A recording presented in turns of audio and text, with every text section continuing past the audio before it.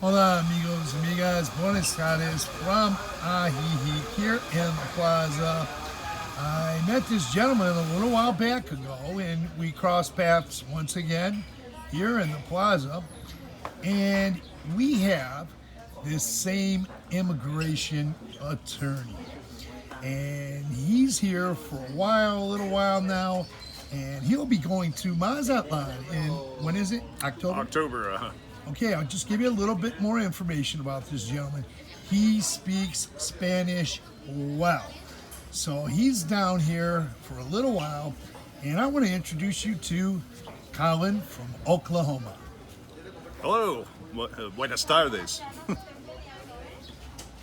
Go ahead, speak whatever. Yeah. Well, so I got here about a month ago. My main purpose was, I always wanted to come visit Ajijic and understand the weather was awesome here, that delivered as promised. It's a lot better here right now than it is in Oklahoma, where I think today it's 106 degrees.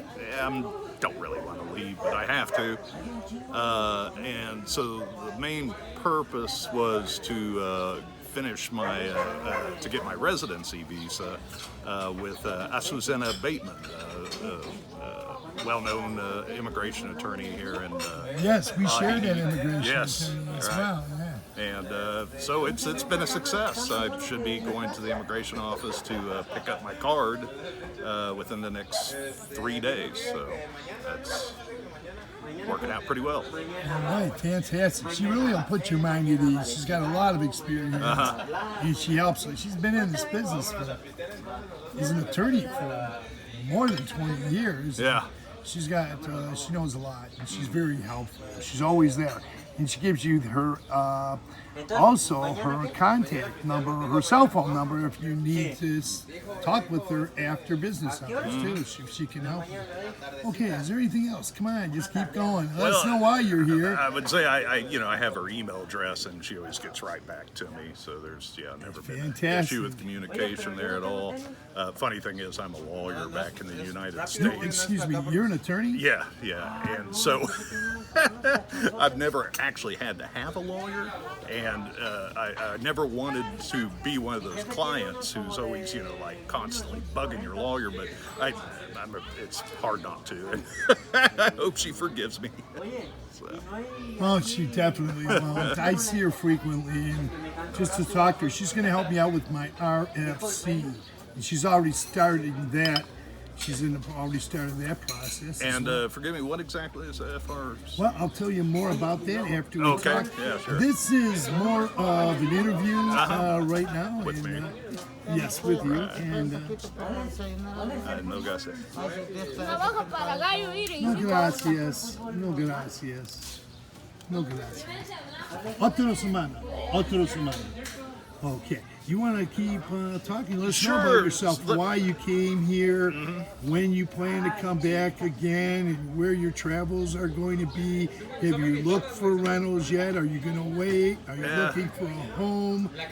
Well, I've kept my eye open for rentals. I'd rent for a year before buying here, just to get to really know the place and get a feel for the different areas. But by and large, it's just lovely up and down the lake. I've been all the way from Chapala to Hocotepec, but I appreciate the walkability of Ajijic that I've found here, and God, the weather, it's really nice. Hard to leave that, but so I've traveled quite a bit through Mexico, and eventually my goal is for both my wife and I to not necessarily retire, but work remotely from here until the day comes that we can retire. And that was one of the beautiful things about COVID. It taught me that, I can do my job from just about anywhere I get a Wi-Fi connection. And it's really just liberated me to be able to get down here and, travel around Mexico and really get to know it and figure out where I might want to live in the future. And yeah, as I told you earlier, my wife and I have a trip booked to Mazatlan in October. And Wow, I'm going there too. Okay, And yeah. around that time of the year, I'm planning to go. yeah, I understand it's a good time. It's just right when the hot weather's kind of letting up a little bit. It's not Exactly. quite tourist season yet. Exactly. And so are you semi-retired or retiring soon? No, I'm only in my early 50s. I figure I can probably at least got till about 60 to keep going. Got kids trying to go to school and that sort of thing. So Yeah. So how many children do you have? got two. Two. A boy and a girl. Two girls. Yeah. Two girls. Wow. And saving money for them college expenses coming up. Oh yeah, I mean just right around the corner this fall. So how old are your children?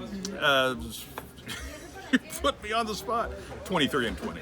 23 and 20. So they're grown. So Yeah. they're already in the university or college. Right. Yeah. And they're going to be finishing up. And you'll be an empty nester. Correct. Yeah, and that's kind of part of it while we're kind of ramping things up to find the perfect place here in Mexico if it And exists. you will find one. And, all over the lakeside area, there's beautiful homes. And here, of course, in Ajijic. And there's a lot of good realtors around, too. Yeah. And right down, you go down Colin, and that's where you'll find a lot of them. Yep. Seen them there. Yeah. Yeah, so maybe, and other places, too. I don't want to leave out all the other realtors. And I always recommend they go to the websites and find Yeah. their realtors. Oh, I've done that. Yeah. Anything else you want to talk about? You love Mexico. You love the people. I see. Colin is, if not fluent, pretty close to fluent in Spanish because I've heard him talk with the waiters. And you want to tell us a little bit about your Spanish language abilities? or- Sure. Yeah. I went to the University of Kansas as an undergrad. Graduated from there in 1993. Go Jayhawks. And as part of my liberal arts education, I had to have 16 hours of language. And I was like, what am I going to do? German, French? I thought, well, Spanish. I might get to use it someday. Next thing I know, I'm doing a study abroad program for a whole year in Costa Rica. Wow. Completely immersed with a family for the first 6 months, never speaking a word of English. And that's kind of where my really started to learn Spanish. And just feels like a shame not to use it, and sitting around the United States only speaking Okie, and so you would recommend that people practice or learn a little bit before they come, and if they haven't, Yeah. to take some Spanish courses. absolutely try. I mean, it's not equally easy for everyone to learn a language. That's true. Especially the older you get, and That's true. my Spanish has gotten rusty since I was a know. youngin', and I'm trying to get back to where I was, but we'll see. And but it's definitely helpful to learn some Spanish, at least Yeah, I can your relate. situations at the grocery store or a restaurant, Also, emergencies. Emergency, absolutely. Airports, dealing with taxi drivers.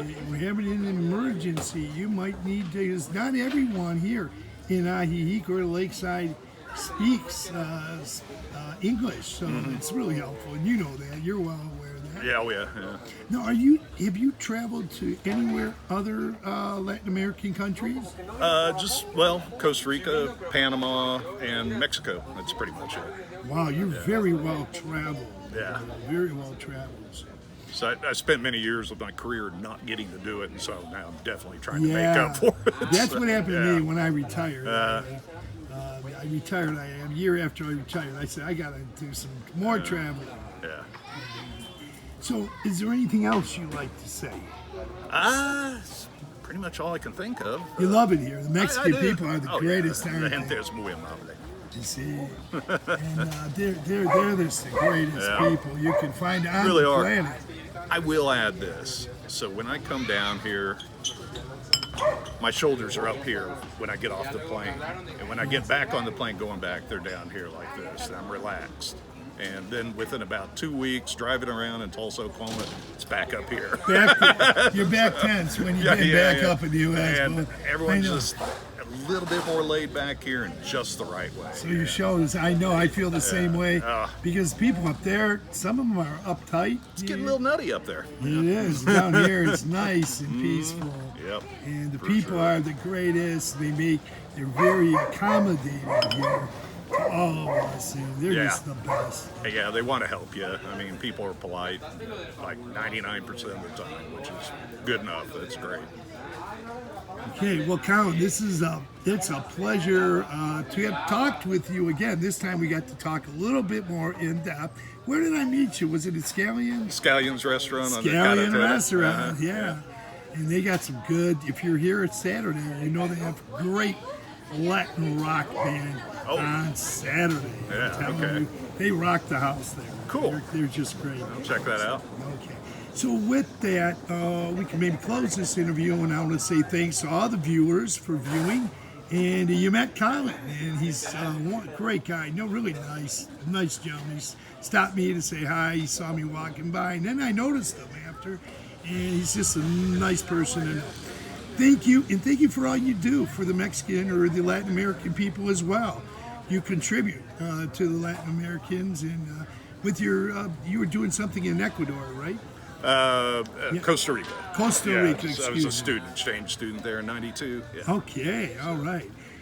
So you're no stranger to Latin America, and I want to thank you for doing this video. It's been a pleasure, and thanks a lot.